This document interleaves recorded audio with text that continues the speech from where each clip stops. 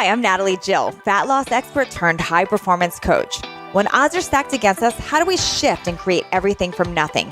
How do we level up when we aren't feeling it yet or we've had a big setback? On this podcast, I'll be talking to some of the most inspiring and courageous men and women on this planet who, at their worst, learned how to achieve success greater than they ever dreamed possible, leveling up and creating everything from nothing. Growing up in Florence, Italy, in a modest blue-collar Italian family, Fabio knew food stamps and a life of hard work for necessity. He understood broke, and he never knew a world where things would just come easy. He had his first job at age 11 working at a bakery, and he didn't know then, but he would one day be the chef, culinary personality, restaurateur, cookbook author that he is today. Best known today for his participation in Bravo's Top Chef seasons 5 and 8, earning the fan favorite title, his on-screen appearances have propelled him to become one of the top culinary names in the country. Fabio is a recurring guest on national TV shows such as Good Morning America, The Rachael Ray Show, and countless Food Network shows. Fabio speaks the truth today on how he continually has leveled up in business and created everything from nothing time and time again. Today, I've got my friend Fabio here. Thank you so much for being here. I've been dying to interview you because you are such an example of somebody who has time and time again created everything from nothing. So thanks for joining me. Of course. Thank you for having me. I appreciate it. So Fabio, people can look you up online, on your website, in your newsletter, and they see this just tremendous success. It's like anything you touch just turns to gold. And I know that was not always who you were. And I'm curious, I guess my first question is, who were you before this success that we see everywhere? I think the success that you guys are seeing is just the good part of business, right? Most people, of course, it's like the bragging rights. Most people don't see the down, they only see the ups. They don't see the struggle, they only see the successes, right? So we are a success in the making, and this has been a long time coming. It's about 30-year long time coming. Mm-hmm. You know, I grew up in Italy in a very, very modest family. I mean, half of our budget was coming from food stamps. So we didn't have money. I don't come from an entrepreneurial family. My mom and my dad, they worked as many jobs as they could just to put food on the table. And on that note, when I was 11 years old, my mom had to quit half of the things she was doing because she got some health problem and she couldn't work as much anymore. So I kind of embraced the working culture, and I kind of deviate from school, and I went to work when I was 11. Now, being 11 in Italy, there is not a whole lot of things you can do. So I found myself a job overnight at a bakery store. You know, my background is restaurants, and my background is hospitality. And yes, today we have, 20 plus restaurants, hundreds of million sales, and all seem shiny, but we really started, 30 years ago, baking pies and making bread at a bakery store from midnight till 7:30 in the morning, and after that, getting my backpack and going to middle school. So that's kind of the quick 30 years journey. But we really started out of necessity. Me and my whole team, actually, one of my business partners has been with me for 27 years, and we have this background of just trying to understand, coming from Italy, from a different culture, different country, being an immigrant, came here the right way, creating a lot of opportunity for both immigrants like me and American folks. I think that the key takeaway is that there is a process that you have to go through. Whether it's up and down, and the down part is part of the process. My background is very modest, normal family in Italy, broke to put it mildly, and my family, working class, all blue collars. There was an incentive for me to be an entrepreneur. There wasn't money available to kick off my career. It's just we made the right decision. We surround ourselves with the right people. We made a lot of mistakes. We didn't make them twice, and we were very frugal. We saved a lot of money, and we reinvested the money that we saved in ourselves. That's kind of where we are today with restaurants, hotels, tech company, real estate, and a marketing agency, a publishing group. So we span across different venues, but it all started from from the very first things that we did, which was, cooking and running restaurants in Italy. So I want to back up for a minute because fast forwarding now, I mean, yes, we do see the 20 restaurants and the 100 millions in sales. Did you ever even envision that would be a possibility for you? Like when you were growing up and you said you were a very blue collar family and you were working out of necessity, like was that even a possibility to you? Did you have a dream for that? It was, I'm a doer. I'm not a dreamer.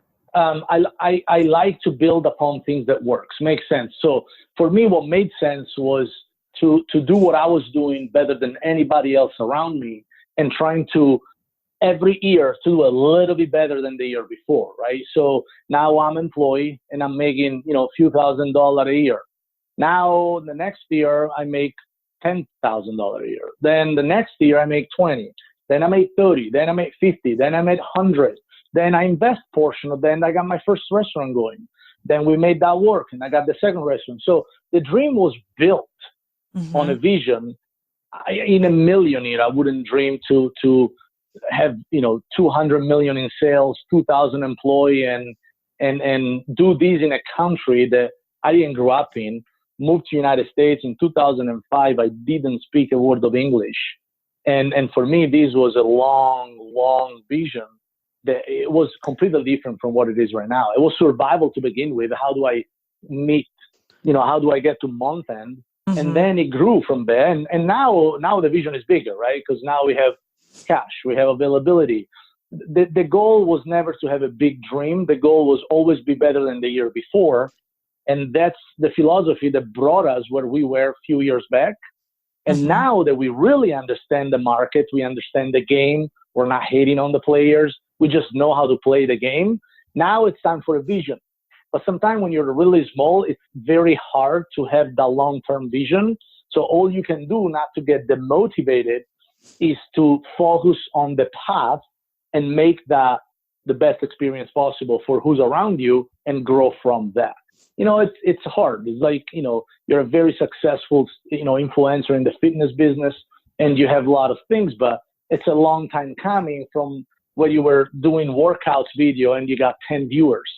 So, and you couldn't, imagine to be Forbes and all the things you're doing right now, but you had an idea and you try to make that work and eventually pan out in what you are today. I think that's kind of what we did. Well, but it's interesting though, because it sounds like you had a more strategic growth strategy than a lot of people do. Because I think a lot of people do start with just that vision. They don't really know how, but you were like, I'm just focusing on getting better than yesterday, better than last year. And I'm being smart with my money. So that seems like that's what's worked for you. So, think about this, right?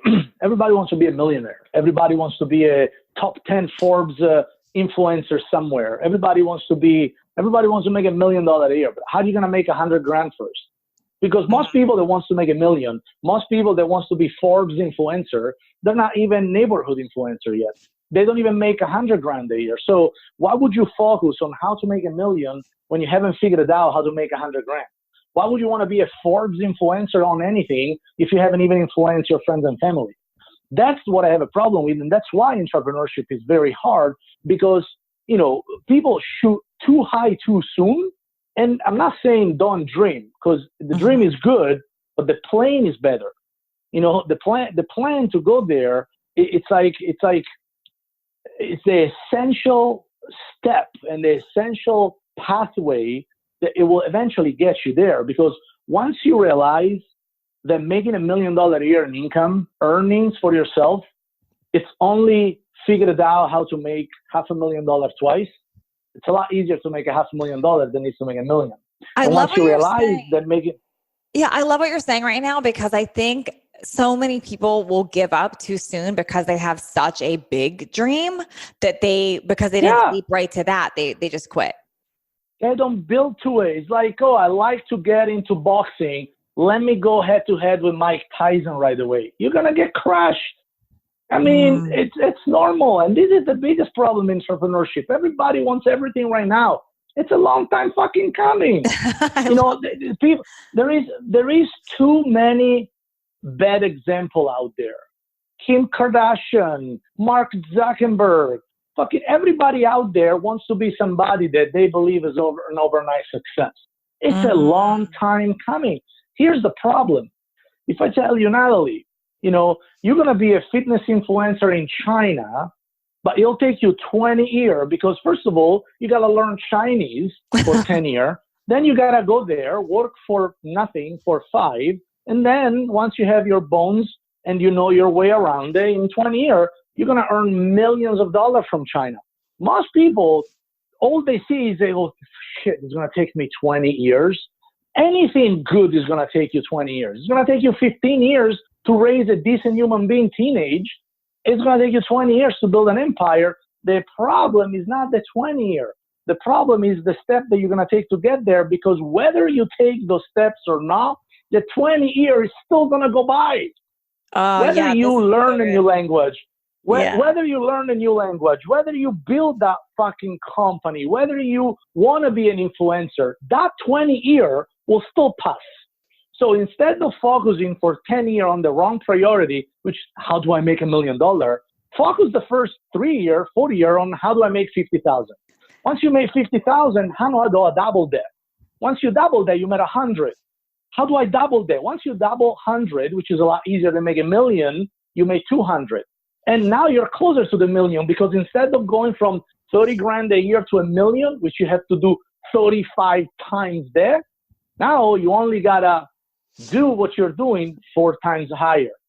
Yeah, you know, it's a lot easier to go from 250 to $1 million than going from 30,000 to $1 million. So why do people focus on the wrong priority? And why do you think that is? Is it because of what we hear in the media, what we hear in marketing, like the examples of like get rich quick, do this quick? Yeah, but you know the things get rich or die trying, right? Yeah. Well, you can try your whole life. There is few reasons. I think, you know, most people, I do believe this firmly. There is a lot of good potential, a lot of good talent out there, but a talent without execution, it doesn't go really far. In Italy, we say, I don't know if it's going to translate well in American, but in Italy, we say that a stupid person that is willing to walk consistently every day is going to cover a lot more ground than a scientist on a couch, which means you could have all the hope, all the brain, all the intelligence, all the best idea in the whole world, but if you don't put the work in for a very long time, it's not going to happen, because statistically, everything is against you. The odds, the economics, that doesn't matter. And it's not about where you're coming from. It's not about who's the president. It's not about what year it is. It's not about the color of your skin. Nothing. That every other conditioning, the outside, your environment, the years you're in, the nationality, the color of your skin, your religion, your sexual orientation, who's the president, who's not, Democrats, Republicans, none of that matter in the macros, only matter in the micros. And the reality is that the only things that matter is not how good you had it, is not how good you have it. It's only matter how bad you want it. Because if you want it bad enough, who gives a shit who's running the country? Who gives a shit if your family is rich or not? It might be a shorter or a longer path, but the path is there. Look, there is nothing today, literally nothing. Let's be honest. There is nothing today that has not been achieved yet. Pretty much. Sure. Do you want to invent a time travel machine? Well, it hasn't been invented yet. That we know, at least. Pretty sure military have something, but we don't. Do you want to be the first guy to walk on Mars? And you got to be a pioneer, because nobody has done it yet. But if you want to be a settlers, do you want to be a Forbes top 10 influencer in the world for fitness? Somebody has done it. Do you want to build a $200 million restaurant business in 12 years in a country that doesn't belong to you? Well, you gotta be a settlers, because somebody has done it. Somebody had pioneered that already. So all you gotta do is to figure it out how they did and fucking do the work and be ready to go and up and down and be ready to be a very long process. Most people, they're scared on the timeline. You know, everybody, I want to believe that most human beings, whether we deem as smart or stupid, whether we're rich or poor, whether we're straight or not, it doesn't matter. I think that 99% of the population, physically and mentally, is able to do that. But the conditioning in their own brain they're just talk themselves out of it, and they give them excuses on why their position doesn't really suck enough. And that's why, you know, they don't want to do it. A lot of people have a plan B. Well, if you have a plan B, plan A never works. Or you're just like my dad. My dad is one of the happiest people I've ever met in my life. He does not have ambition. He doesn't give a shit. He wants to work the least amount of hour possible so he can pay the bill that he has, save very little money. He doesn't need an extravagant life. He doesn't care about helping others other than his own family. And he wants to be off Fridays and Saturdays and Sundays. My father made 30 grand for the rest of his life. You know, my father is 60 years old, and he's been making, you know, 30 grand a year for the last 30 years. It's an employee of some company, and he's really, really happy. That's the amazing part to me. I would be miserable if I was my dad, but I'm not him. And I respect that so much because he finds happiness in what he has. The problem I have is that most people bitches about it. Most people bitch about everything, but they're not really acting upon, right? So it's either you stop bitching or you embrace what needs to be done. One of the two. My dad hasn't bitched once in 30 years. And, you know, my dad is the kind of guy that look at my mom and goes like, well, we have to only go at the lake for 3 days because we can't afford the week. And they're all fucking happy about it. Good for you. I mean, I couldn't. Yeah. Good for you. I love what you're saying, because it's not that there's anything wrong with having that type of happiness and ambition if that's what you want. But if you want to do no work and make the millions of dollars, that doesn't really go together. It doesn't. It just doesn't work, and you're just wasting everybody's time. You know, if you are very aware of the fact that there is a lot of wannabe out there. I want to be this, I want to be that, this is what I want to do, this is what I want to have. Okay, great. I want to have a lot of things I don't have yet, but realistically, I can't complain that I don't have it because I didn't put the kind of work in it that requires to get there. You know, I personally hate commercial aviation. I hate flying public. But although I have a $200 million business, although next year the restaurant I own number-wise will double, I'm still not comfortable to spend 10, 15, 20 grand to go from the East Coast to the West Coast on a private plane. Now, would I like to do that? Yeah, absolutely. I love to be able to create enough income where $500,000 a year in private plane is just a write-off. Am I available to do that right now? Not really. I could, but it would be a lot of spending for me, which I'd rather save them. And did you hear me complain about it? No. I'm not going to be like, fuck this, I don't like LaGuardia. What the LAX? Fuck, I can't do this shit anymore. I'm just doing it. And I'm not complaining because I'm not willing to put the work to be able to afford to fly private every day. You know why? Because I got a 3-year-old boy. And I could work twice as hard and get my own damn plane by the end of the year. I'm not doing it because I'm not willing to, because I'd rather spend time with my kids and my wife at home and, you know, fly economy or fly first class, but still commercial, instead of push a lot harder to work, create a path for be able to waste $500,000 a year in private plane and still do it. I'm not willing to do it, but you don't hear me bitching about it. Yeah. And that's the problem. A lot of people complain about things they're not willing to do. So why are you complaining? Solution is there, whether you embrace the solution or not. Just either you do it or you don't complain about it. I'm overweight every fucking day. You're overweight every fucking day. Just get on a diet or shut the fuck up. You know, it's like, what are you gonna, I mean, seriously. I love this side of you because you know, it is true. Like you see people online, you see this glory that they've created and you really don't know the hard work that goes in behind it. And sometimes you don't know the hard work because they're selling how to get rich quick. And that's not, and yeah, but they, yeah. Look, you know, there's a lot of people out there and some of these folks I really respect very much, you know, 4-hour work week. Yeah, 4-hour work week, my ass. It took him a year and a half, 20 hours a day to write that book. And a 4-hour fucking week. Could be a 4-hour a week after 20 years hustling, you know. But there is always another. There's always a backstory. There's always a backstory. Look, some of my business partners, they're billionaire with a B. And yeah, they work 2 hours a week now. They make 3 phone calls, but it took them 50 years to get there. You know, I've never seen an overnight success that makes billions of dollars, hundreds of millions, or $1 million a year just because they got lucky. Sure, there might be some example out there, but when you hear about, all the story, the Ubers, the Airbnb of the world, the Robogenic, all these people that now they're like, shit, I wish I thought about that idea. The guy that founded Airbnb, I had a great conversation with him not long ago. The guys was selling cereal on eBay with an Obama face on it that they were printing out a 3D printer to pay for the rent of his first Airbnb apartment in San Francisco because they ran out of money. And they did that for a year. They were selling cereal online, and people was like, yeah, I want to be him. I want to have $1 billion idea. Motherfucker, the $1 billion idea sometimes takes 10 years of execution where you're starving, you eat fucking noodles for dinner and lunch, and then one day something go right, and then eventually you made it. But for every billion idea out there, there is 1 million people still struggling to figure it out how to make a living at the end of the month.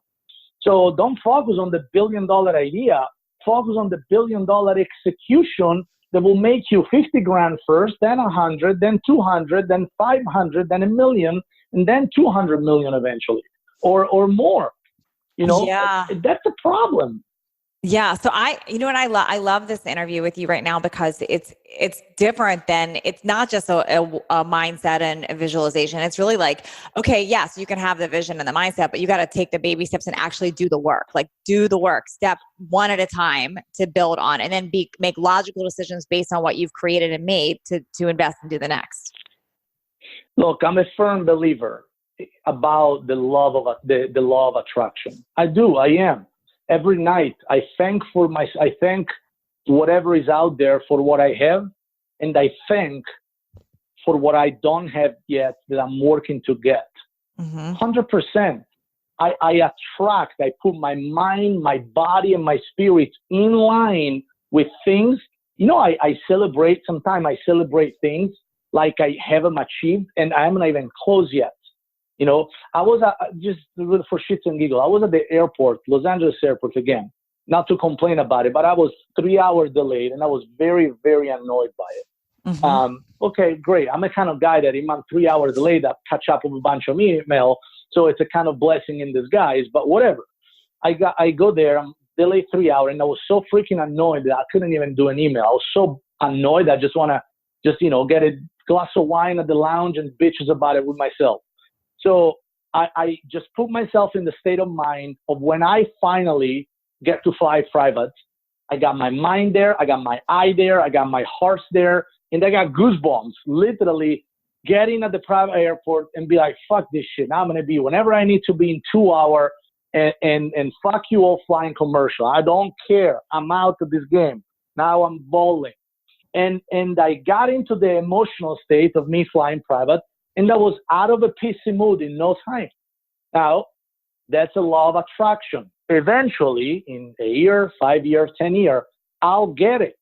But the law of attraction and dream big, it doesn't work unless you do. Yeah. It doesn't work unless you do.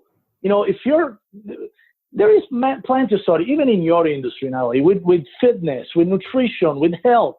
There is a lot of shit going on in America right now, health-wise, cancer, vaccine, all this stuff, whether you believe in Eastern medicine or Western medicine or not, I don't care, you do you. But there is just as many stories out there of people that have been deemed terminal ill with incurable illness that because they turn around their lifestyle, their belief and their action, they have regressed and now they're fine. I have met people that they were given 6 months to live.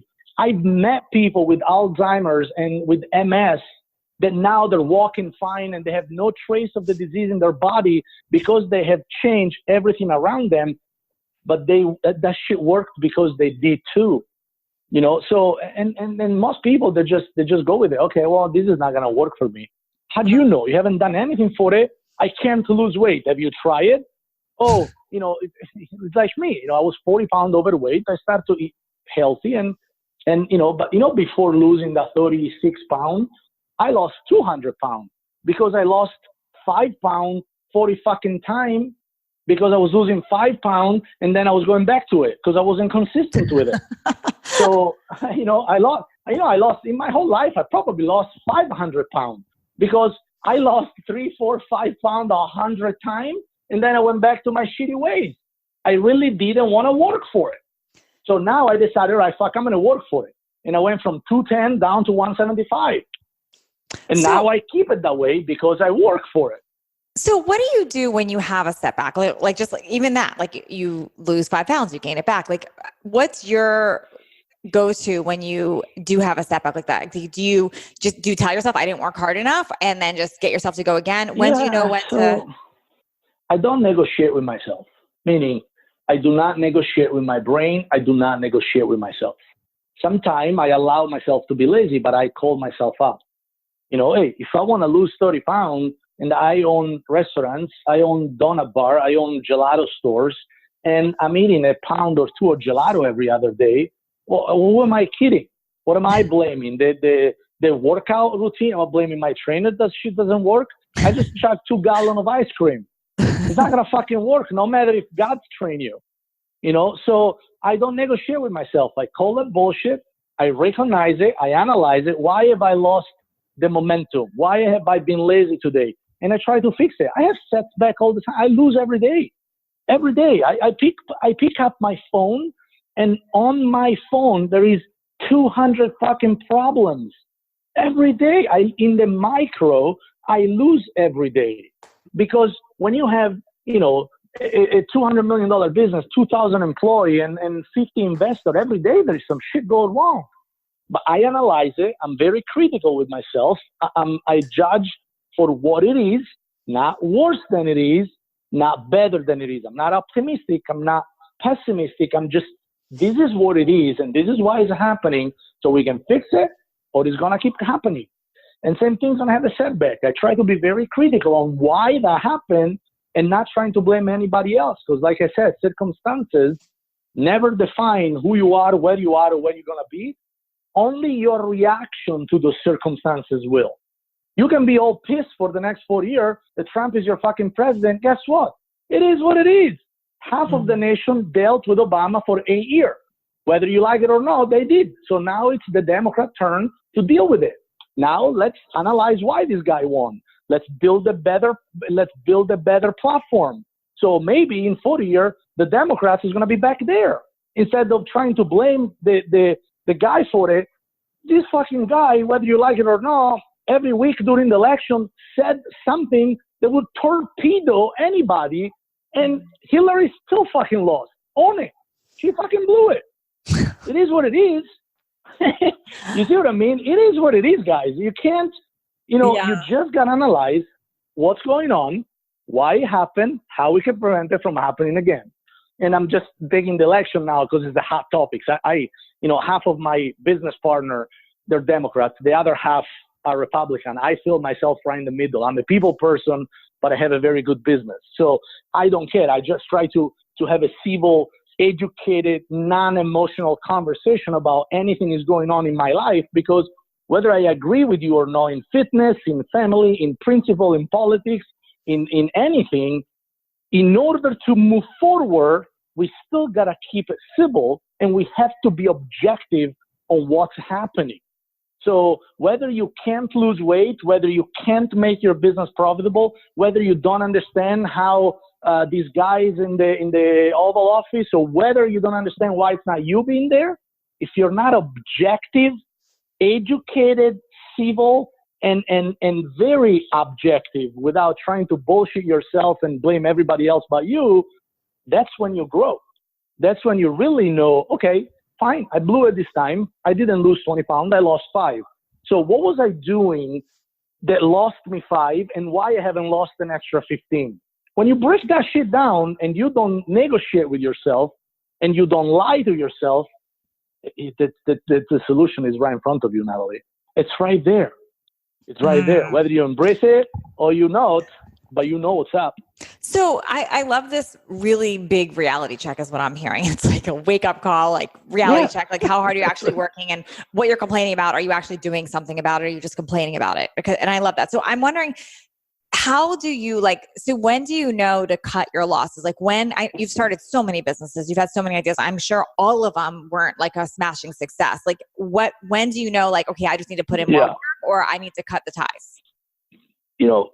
Every intelligent, educated person, which is nobody at the beginning of their business career, because at the beginning of your business career, passion trumps intelligence and judgment all the time. Mm-hmm. Yes. This place, in restaurant business, how many times I hear people saying, this is my dream. I will never shut this down. And I'm like, bro, it's dying. It's actually dead. And it's killing you and everybody around you. It's time to shut it down. Yes. And I've been there. when you, it's normal, everybody, I've been there a few times. When you lead with emotion, business is never good. You pitch, you tell an emotional story, but then you have to lead with conscious competence. Conscious competence is not something that you have very soon in business. Usually you have an emotional competence. You're very optimistic, you're overly optimistic, but you haven't really battleground your optimism to see if it's going to weather some bullets, in the body armor. So the reality is that at the beginning, it's a very, very hard thing to do. And so most people screw at the beginning and they never get back because they believe that that's the norm. The norm, it's the lesson that you learn. That's a norm. I have a million problems. People say, oh, I wish I had your money. I wish I had your business. I'll be problem free. Are you crazy? Do you think Trump, do you think Warren Buffett, do you think these people don't have problems? They do. The difference between you and them is that they have better quality problems. The goal is not to get rid of problems. The goal is to get better quality problems. You see what I mean? If you bitch about the fact that you're paying $20 million a year in taxes, you got a great fucking problem. So the fact here is that when you cut your losses because you have acquired the emotional, conscious competence in business that really makes you understand that you have done everything that you could have to make it better. And for some reason, it's still not working. It happened to us in Miami with one of our main brand restaurants. We lost a restaurant in Miami. We lost over $3 million that we invested. Wow. I lost it all. So what was the thought process? Like, how did that I'd love to go through like that thought process. Like when did you know it was bad? How long did it take you to get to like, I need to just call it quits on this? So when we realized that the restaurant metric wasn't working for the amount of people that we were getting into the door, we weren't making enough sales to justify to be there. And when every metrics in your business is maxed out, legitimately, when you cannot find more customers, when you have tried everything to find them, when you have tried everything to maximize your market viable product, when you have found every way to figure it out how much you charge them, because the goal of every business is to charge you as much as I can for the value I provide, right? You don't want to be undervalued and you want to be overpriced. That's why if I teach somebody how to be in shape, I'll probably charge you a Starbucks gift card. If Natalie Jill does it, it'll probably cost me a few $1,000s at least, because there is a different education behind. So when you realize that you have truly done everything you can to either increase your people through the door, your higher price margin, when there is nothing else to do, it's time to call it quit. Because why would you want to keep bleeding? If you can't make it work, cut your losses. And if you're smart, you cut your losses before your losses overcome your earnings. What am I saying by that? Let's assume that you, Natalie, last year made $1 million. Mm-hmm. Because you're in California, and California love to suck you dry, chances are you're paying 40 cents on the dollar between personal and federal taxes. Mm-hmm. So now, out of $1 million, you pay to the taxes $400,000. Let's say that you want to invest a bunch of money in a business. You should never let yourself lose more than $400,000, because if you do that, it will affect your earnings and your savings. If you cut your losses before the $400,000 mark, then you can write it off. And then is Uncle Tom paying you? You see what I'm talking about here? I think so, yeah. So it's if every year I pay $10 million in taxes and I try to do a business and a business lose me $2 million, Next year, I can write it off against my taxes because it's a business distress, it's a business liability, and it's a missed opportunity of earning. So next year, instead of paying $10 million in taxes, I'm only paying $2 million because $2 million, it's a write-off, it's a loss. Yes. So the state and the American legislation give me the chance to recoup from that loss by lowering my tax liability for a few years later. Make sense? Yeah. So you really didn't lose money. You really did lose the chance of earning money with that capital, which still sucks, but it's a lot better than lose the money too. So technically, all you did by losing a business, you're advancing money for taxes, technically. Yeah. Now, most people, what they do, they earn $100,000 a year. They get in the neck for $1.5 million or $2 million. They take loans out. They borrow money. Now you make $100,000 a year and you lost $2 million. How the fuck are you going to pay that back? You're right. That's what most people do. You see what I mean? Yeah. That's what most people do. So I like and that. That's wrong. I mean, you really come at things from a very logical point. And so it's not that you don't have vision. You do have a vision and emotion, but you're very logical, like where I think a lot of people get so stuck in the vision and the emotion behind it that they're not even looking at the numbers. They're not looking at the sales. They're not looking at the facts. They're just looking at their vision and what they want. Yeah. Somebody that makes $200,000 a year likely pays, with now the Republican Congress and Oval Office it's a very business thriving market for business owner. So technically, if they don't kick these guys out of the White House and they don't kill him, or he doesn't torpedo himself by saying something wrong for the next 2 years for sure, maybe 6. If you are an entrepreneur, it's your time to push the pedal of the gas.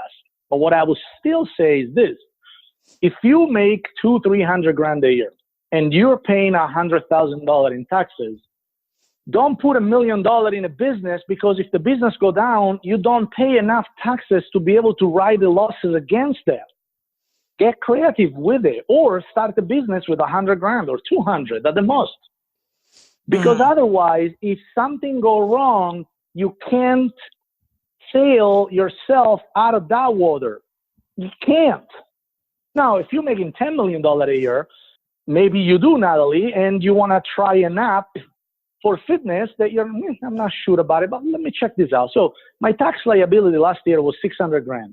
Let me put $200,000 on my cash towards this, or $300,000. If something go wrong, fuck it, I'll write it off. And the year after, you pay $300,000 instead of $600,000. Yeah, it sounds so logical, and I have really didn't ever look at it like this before. So I'm assuming every state, and I'm going to make it very simple. Every state, every administration, there is a lot of differences. But if I lose a business and I lose $1 million in the business, in generally speaking, any change, I'm not a CPA, so I'm not a certified tax advisor, but I have enough business. I know how the shit works. You can take that $1 million loss and write it off against your earnings. So next year, if you're making $2 million in earnings, now you lost $1 million. You only pay taxes on $1 million that you didn't lose. So maybe you spread it across 2-3 years, or you figure out a way to do it. But there are ways out there. The problem is people just go, wow, I'm going to do this. I'm going to kill this. I'm going to be such a big suck. You all going to hear about me in 3 years. Yeah, we're going to hear another story about how you fuck it up and now you can't pay back your investor. That's exactly what we're going to hear statistically 99.9% of the time. But if you approach this with an emotional intelligence and conscious competence, then you can plan for the downside. And that's the best part, because if you plan for the downside, now there is no fear, because you know what's up when shit doesn't add up. Yeah, this is good. Okay, Fabio, I've got more questions for you. So I want to know, do you ever take failures personally? Well, it's always personal for me, because business is personal. Unless you're investing in somebody else's business and I'm putting $500,000 in your next app for workout and you blew it, then I'm not going to take it personal. I'm probably going to send you an email, be like, really, Natalie, that's how you did it? Great. Wow. Thank you. But still, I'm going to probably write it off. So I'm not going to be upset. Business is personal, but you can't take it personal, because the success of the business, it's up to you as long as you do the right step, but it's also everybody else. You know, business is such a complex algorithm. It's like business is like your skin. You know, skin is an organ. It's not like covers that you have. It's not like a raincoat. Skin is an organ that is made by multiple layers of tissue and nerves and muscle and veins and stuff. And so is business. You are only one small part of it, which is usually the part that people fuck up the soonest. But once you made it and you understand that you're not the part that is going to screw this up, you got still a lot of variables. So while business has to be personal to be able to run it, don't take it personal. It's just business. But I guess what I mean more too in that, like, do you ever, I think you're missing that part of like, and I want to know how you are able to miss that part, and because it's awesome. And I want to take some, it sounds like when you have a business doesn't work well, like the restaurant that you said you lost $3 million, you never take it as I shouldn't have done this, or I'm not good enough, or I should. Yeah, of course. Sure. Of course I am. You think I didn't thought about it if I had blew $500,000 in Las Vegas, I would have had still $2.5 million left, and I would have had a lot more fun. Of course I'm thinking that. But so you can't take it personal. Yeah. Business. Okay. If you can't digest it, don't do it to begin with. Shit. You know, it's like, you know how many people, I'll tell you this story. It's true story. Good friend of mine. At this point, I don't know if I should call it a friend, but whatever. Has a great podcast. Guys has a great podcast in Italy, right? Good friend of mine, great podcast in Italy. Guy called me about 2 years ago, asked me for 20 grand. It's a friend, known him for my whole life. Gave him 20 grand to start this podcast. Podcast got really fucking big. I asked him, I said, hey bro, can I be in your podcast? Because I'm an Italian guy. I'm not in Italy. The guy said, well, you're really not in Italy, so I don't think it's a good fit for my audience.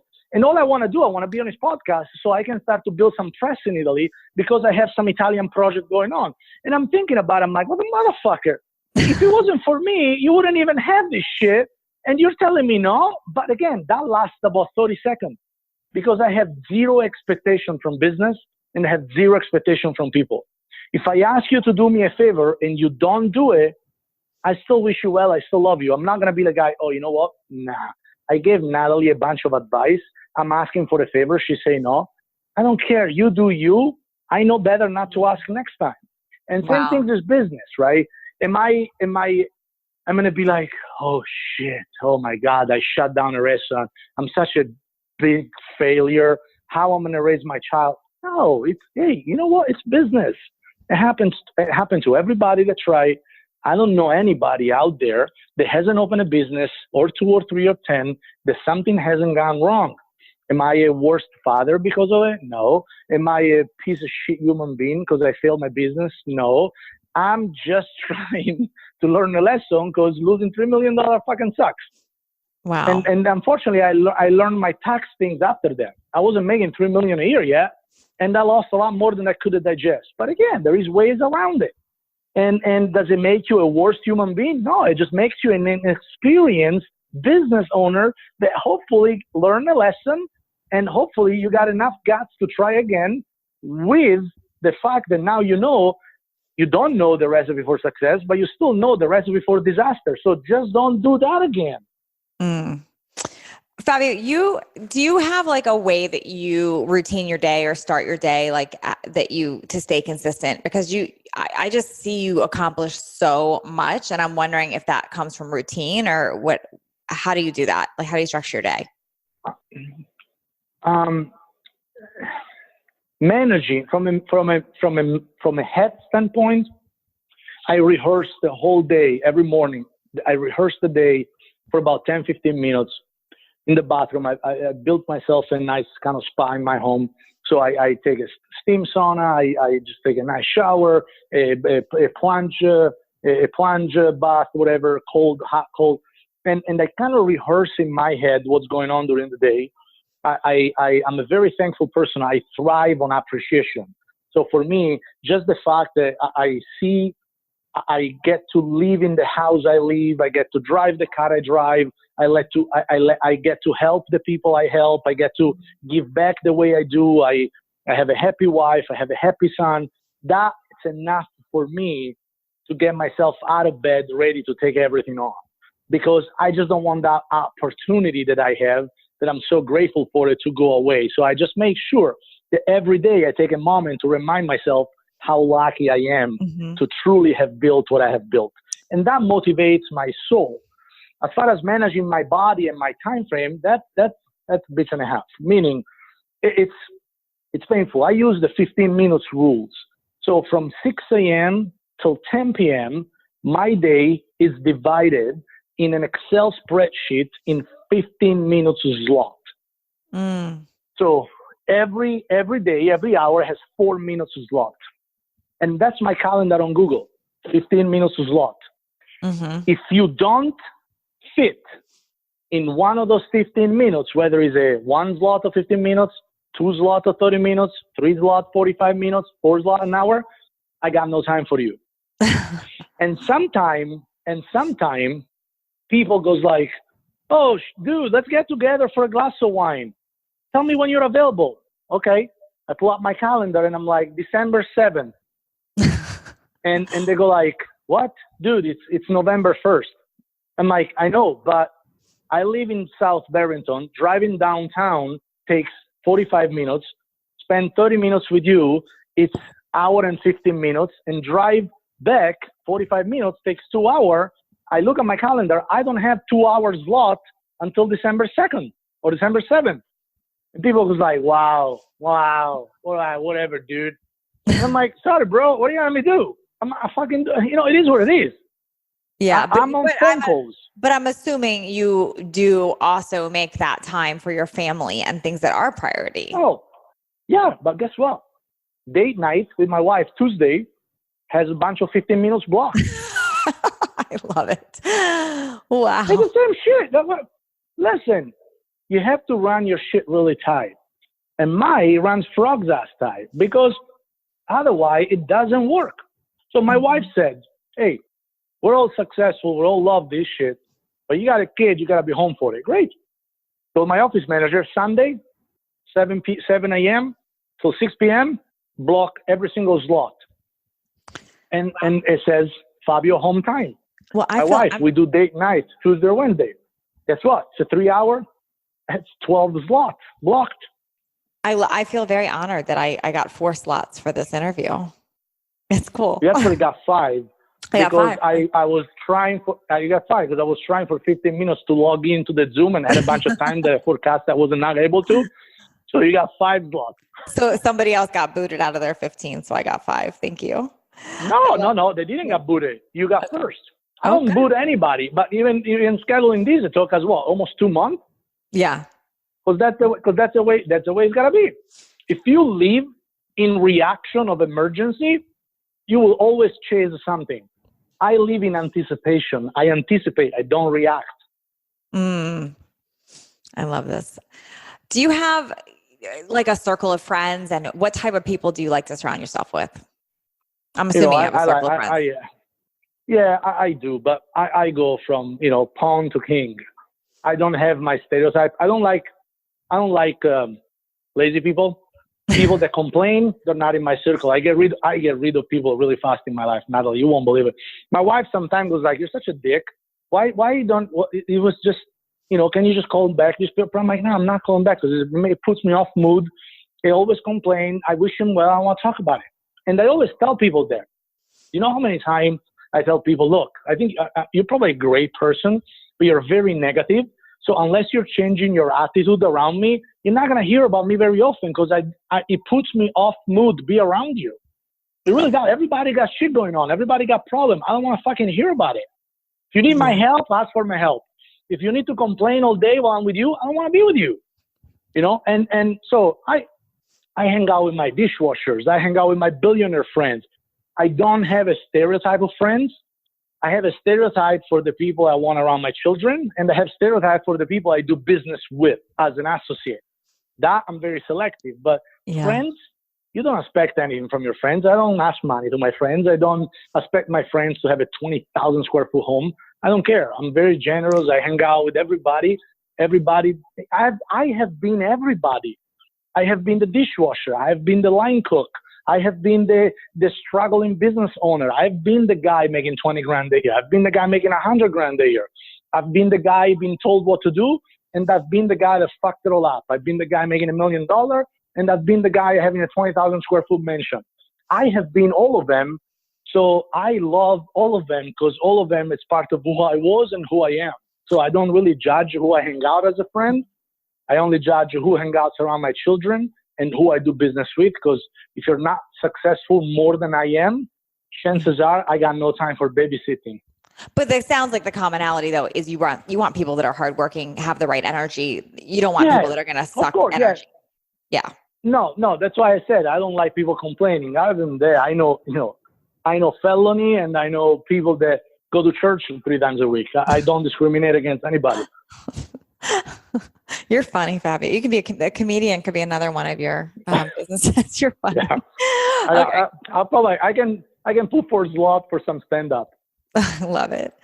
Okay, I've got this question. I'm just dying to know, because you've got some very strict rules around your life that's working for you. But I'm wondering if you're talking to somebody right now that's in that rock bottom space. I mean, maybe they just moved to this country and they don't speak English like you didn't in 2005, or they just had a massive business failure and they didn't do what you did. They didn't look at it from the tax perspective, but they're in their rock bottom spot. What would you advise them if you were to give them like 3 things that they can do right now to start shifting out of that? What would you tell them to do? Number one, chances are you haven't really analyzed why everything went south. Because if you really analyze why everything went south, you can find some truth. And understanding the problem, you know what it is, right? It's half the solution. Number 2, try to figure it out how to be able to redo what you did by avoiding the mistake. Can you have a comeback, or is it dead in the water? Now, most people will say it's dead in the water. I don't want to do this again. I'm fucked it. I blew it. That's it. I'm done with entrepreneurship. Okay. Well, you still got to be around for 30, 40, 50, 60 years. What are you going to do? You're going to be the guy that won a medal in high school and you tell everybody that you were number gold medal in high school?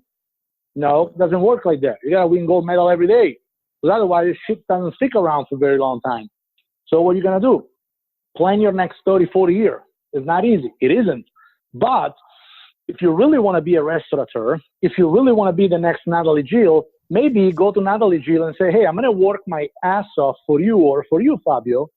Just let me smell what you do every day. Let me live what you do every day. And you're going to find someone that is willing to give you a shout, but at least you're going to be bitching about your position while working for someone that you want to be in a few years, and in an industry that you would love to be at, although you blew it.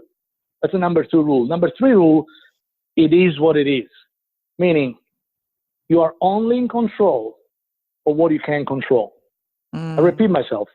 You can only control what you can control. So start with that. You can't control the weather. You can't control the economy. You can control the weather. You can control whether you're going to have an umbrella or not. You cannot control the economy. You can only control the choices that you make through that economy. So seize the opportunity. Are you able to control who's running the government? Not really. So how are you going to benefit from it, whether you're Republican or Democrats? How do you gonna, can you control how many customers come through the door? No, but you can control how many people you will reach. Can you control how much they're going to buy? No, but you can control the quality of your offering and offer more. There are things that you think you're not in control, but you are in control of everything but the ultimate outcome. So just start to control things that is in your control, and you can't worry about the tide, the wind, the weather. You can't worry about this shit because there is going to be always something to worry about it that is out of your control, that is going to suck time away from the shit you can control, but you're not doing it because you're too busy bitch about everything else. This is really good. Fabio, you're awesome. Where can people find you and what are you working on next? 2019, we have 18 new restaurant opening and 2 hotels. Wow. we are shifting my tech company from celebrity influencer base to a more family vault memory kind of platform.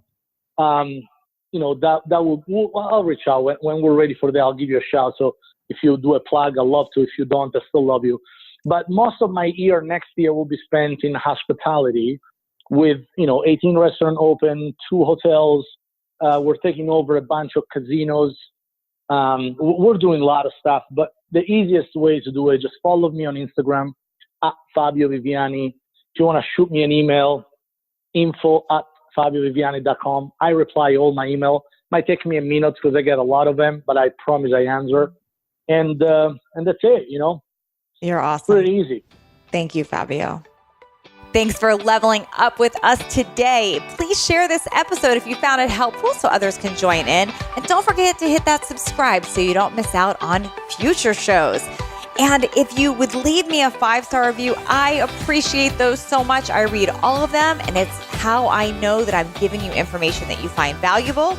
And come interact with me over on Instagram at NatalieJillFit. I read all the direct messages and comments over there. Make it a great day, creating everything from nothing.